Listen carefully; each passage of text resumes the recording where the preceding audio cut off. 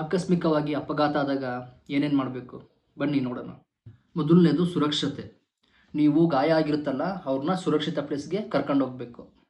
ಆಮೇಲೆ ಆಂಬುಲೆನ್ಸ್ಗೆ ಕಾಲ್ ಮಾಡಬೇಕು. Ambulance numbers 102, 103, 108, 112, 1073.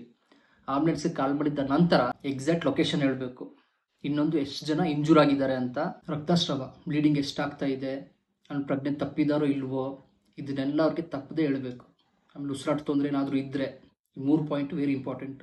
ಉಸಿರಾಟ ತೊಂದರೆ, ರಕ್ತಸ್ರಾವ ಬ್ಲೀಡಿಂಗ್ ಆಗ್ತಾ ಇರೋದು, ಪ್ರಜ್ಞೆ ತಪ್ಪಿರೋದು, ಈ 3 ಆಂಬುಲೆನ್ಸ್ ಅವ್ರಿಗೆ ಹೇಳಬೇಕು. ರಕ್ತಸ್ರಾವ ಏನಾದರೂ ಆಯ್ತಾ ಇದ್ದರೆ ಬ್ಲೀಡಿಂಗು, ಸ್ವಚ್ಛ ಬಟ್ಟೆಯಿಂದ ಅದನ್ನು ಕವರ್ ಮಾಡಿ ಸ್ವಲ್ಪ ಕಂಟ್ರೋಲ್ ಮಾಡೋಕ್ಕೆ ಟ್ರೈ ಮಾಡಿ. ಜಾಸ್ತಿ ಪ್ರೆಸ್ ಮಾಡೋಕ್ಕೆ ಹೋಗಬೇಡಿ.